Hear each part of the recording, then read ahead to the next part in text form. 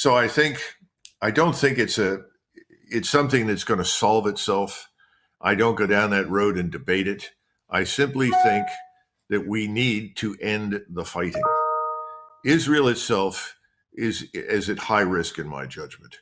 If we want Israel to survive, it is now in our interest and in Israel's interest for this to halt, this killing in Gaza.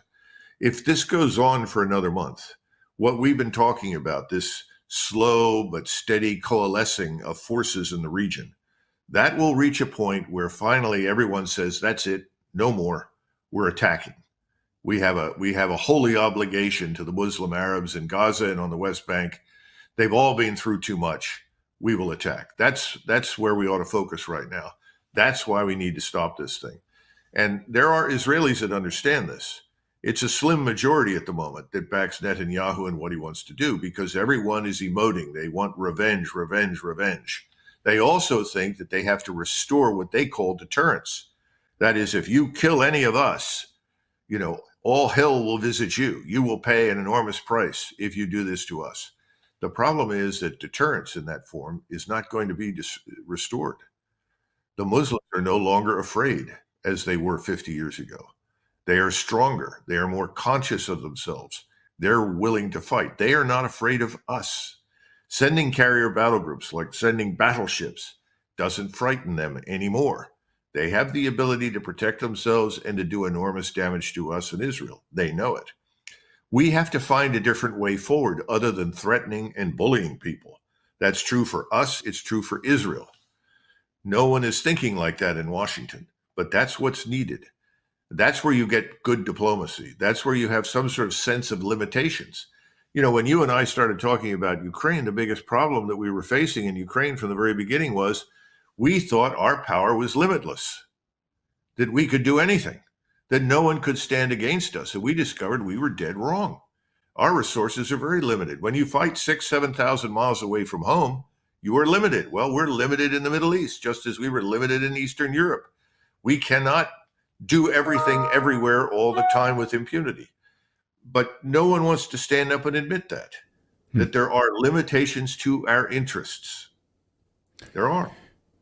I'll get you out of here on this, Colonel, which is what happens next in Gaza. And we heard from Benjamin Netanyahu in an interview this past week saying that they will basically control Gaza indefinitely. They will govern Gaza indefinitely. The United States says that's not a good idea. But again, you point out no one in Washington is doing anything or pulling any kind of strings at all. They're sort of puppets there of Israel right now. So with 70% of Gaza's population fleeing their homes, Israel says the massive tunnel network of Hamas has been, I think, almost more than half destroyed, so they say.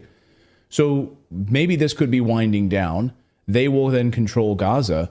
If you're advising the President of the United States, what do you tell the President of the United States? To allow Israel to control Gaza or to get out and create a two-state solution? I mean, this is a big question, of course. It's not an easy answer. But what would you advise the President?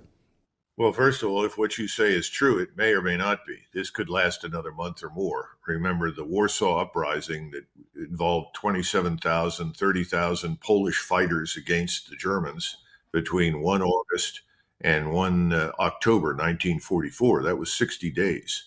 Took the Germans 60 days to defeat them, kill large numbers of them. Then they completely flattened Warsaw and drove out the population. So that took 2 months. I'm not sure that the Israelis are as far along as they want to be. They probably had some success, but they haven't penetrated thus far the urban center. That's still to be done. I don't know how long that will take. But if we can't introduce some sort of third or fourth actor into the equation, if we can't turn to others and say, would you be willing to come in here and provide some sort of cover along the lines of what we created after the 73 war, which was a Sinai peacekeeping force, then I think the Israelis are going to take control of it and things will not improve. They will get worse because the Arab population is certainly not going to be happy to be policed in its streets and in its homes by the Israeli Defense Force.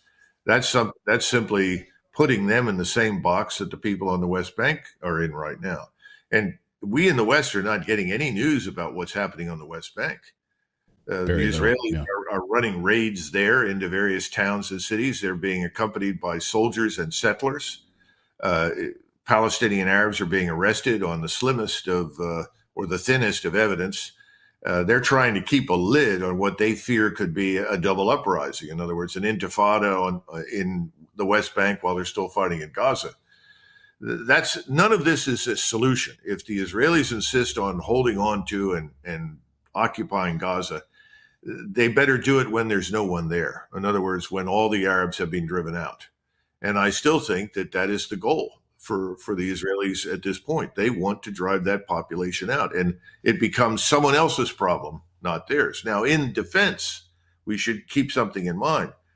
During the Camp David Accords, Menachem Begin tried to give Gaza to Sadat in Egypt. And Sadat said, "You've got to be kidding. That's too much trouble. We can't handle it. Right. We have our own problems inside Egypt. We move them into Sinai. How is that going to solve the problem? Because if you moved 2 million Arabs from where they are now into Sinai and built new settlements, do you really think that those Arabs are going to walk away from the country that they formerly lived in for 1,000 years and simply say, we're happy now? In other words, you're moving the problem a short distance. You're not solving the problem. And the solution evades everyone, because even now, the two-state solution, I don't know how you get one at this point. Yeah, I agree. I don't think the Israelis will tolerate it. I think the Israelis regard anything on their border that they don't control as a potential criminal enterprise that has to be crushed. So I guess this thing has to burn itself out one way or the other. But right now, I think Mr. Netanyahu is doing exactly what we discussed. He's exploiting the opportunity that he thinks is almost a once-in-a-lifetime opportunity to crush Israel's enemies. I hope that they do it quickly if they're going to do it. If this lasts another 30 days, I think all bets are off.